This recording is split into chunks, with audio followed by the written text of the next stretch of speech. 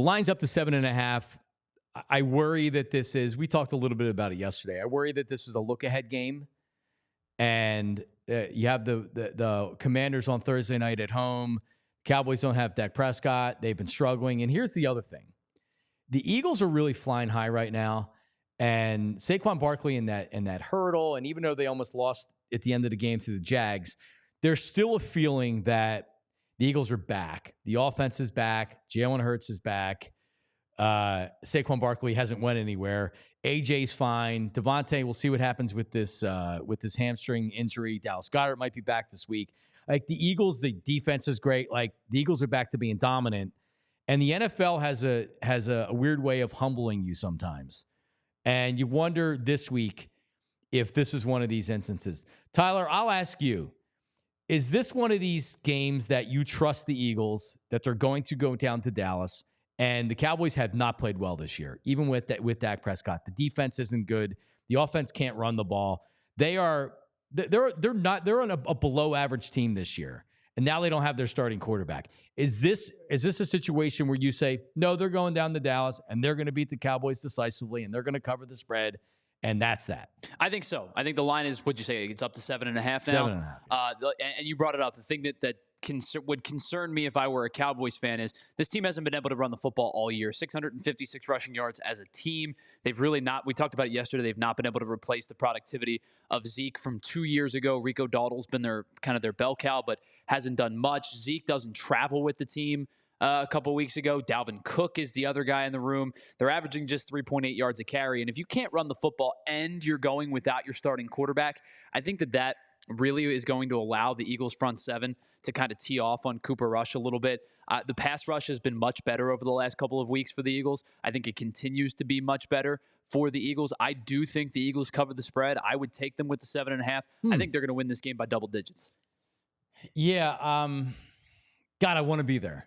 That's where I want to be. I think if I said 27-17, I would feel really good about that, and I might even take it a step further. Last week, I picked the Jags, at least with the point spread, because I thought there would be like a late backdoor touchdown. I thought the Eagles would control the game, which they did for the first almost three quarters. First right? half, for sure. First half, and then because the Jags didn't get an offensive play in Eagles territory until like 8 minutes and 30 seconds to go in the third quarter. So that felt like a laugher. Cooper Rush has done well as the starting quarterback of the Cowboys when he's had to come in for Dak. He had 5 games in 2022. He was 4-1. He did it with a much better offensive line and a run game that was successful. That's the difference. They can't run the ball. And this Eagles defense has a different look to it right now. So I do worry about the look ahead. I do worry about the backup quarterback syndrome, which is, hey, we got to step our game up. This season's slipping away. Everybody's got to play better because we have the backup in. But something's off with this team. So I agree with you. I'm taking the Eagles 30-20, and they'll cover the spread. And I think it's probably a little bit easier of a game. But also, I'm not totally there yet. I would probably say I'm 60-40, and that's why I say the Eagles cover the game. I still worry that this is like Nick Sirianni, the biggest thing, and we talk about the 2-point conversions and going for it on fourth down and managing the game and all the things that he has control over since he's not calling offensive plays. Well, the other thing that he has control over is setting the tone for how his team comes out and plays. And on the road against Dallas, you would expect the team to come out kind of like I'm coming out and I'm going for the kill right away. Like I'm ready to go. I'm not coming in thinking, we're going to beat them. They stink. Like I want to come out and I want to put them out of their misery early.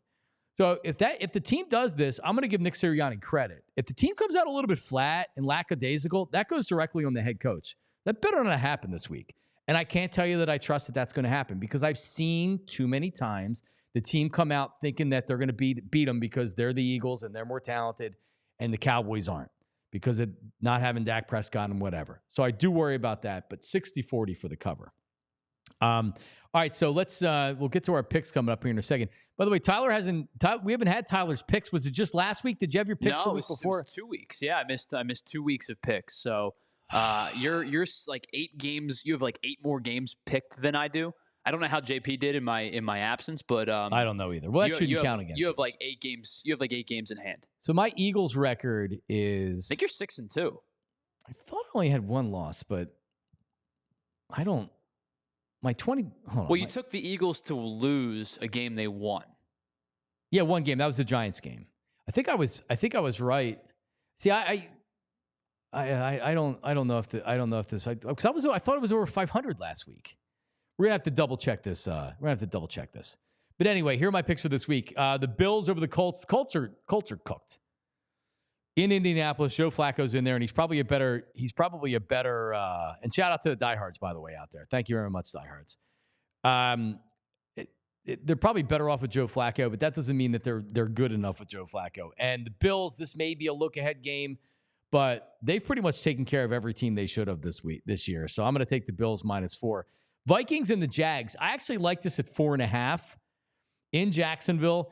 And then it comes out yesterday that Trevor Lawrence has an injured shoulder and he's not going to play. And this might be more significant. He might need shoulder surgery. But that line jumped all the way up to 7. Mac Jones is your starter now for Jacksonville. I don't care. The Vikings have lost a couple games here. They have a dominant defense. Mac Jones stinks. I'm going to take I'll stay with the pick. I'll take Minnesota -7. And the Bears. Bears haven't been good the last couple of weeks. Caleb Williams hasn't been good the last couple of weeks. New England has been competitive. Drake May looks like he's going to be a really good player, but they lack on talent, and May is still very much learning on the job. Patriots are one of the worst teams in football. I'll take the Bears -6, and I'll take the Eagles to cover. So I'll take the Eagles 20-10 over the Cowboys. Tyler, everybody's waiting because you're 14-7 on the season. Yeah, it was my first losing week in a while. The last time I picked, and I got beat by a couple of hooks. I took the Packers -5.5, and they won by 5. Oh, no, I'm sorry. I took the Rams -5.5, and they won by 5. And I took the Packers -3.5, and they won by 3. So a couple of bad hooks for me. But I'm going to start with the game that you picked as well, because I am also taking the Buffalo Bills in this one. The Colts have not scored more than 20 points in a game in over a month. The last time they did it was against the Jags, a game in which they lost 37-34. The Colts have won a game 20-17. They won a game 16-10. That was beating the Titans and the Tua-less Dolphins. They've lost to the Texans 23-20 and lost to the Vikings 21-13. Their defense has played well.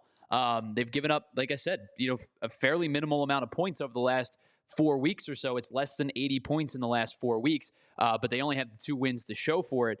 I think the Bills are kind of starting to hum a little bit, and they're still an undervalued 7-2 team, despite the fact that they are 5 games over 500. I'm going to take the Bills in this one. My second game, I am going to go against a team that the Colts play twice a year because of Will Levis stunk with the Titans, and now Mason Rudolph stinks with the Titans. Does. The Titans are a bad football team, and the Chargers have an identity. They're 5-3 now. They like to run the ball. They play good defense, and they've figured something out. They've alleviated some of the pressure off of Justin Herbert, and it's been a really good model for them over the last couple of weeks. I am going to take the LA Chargers. This is a big line for a Chargers team that didn't look particularly strong in the first couple of weeks in the year, but have played much better football as of late. I'm going to take the LA Chargers -7 over the Tennessee Titans. I looked at that one. And the last game I'm going to take, and you're probably going to go, Tyler, this team again. Well, yeah, much like I said about the Washington Commanders, I am going to take the Detroit Lions until the wheels fall off. They're -3.5 on the road against the Houston Texans.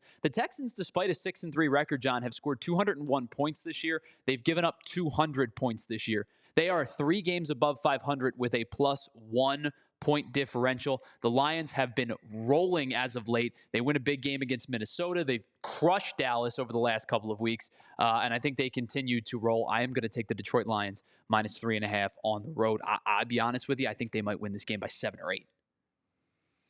All right, I looked at that one as well. Yeah, Detroit is the darling of the NFC right now. Not even close. They roll, man.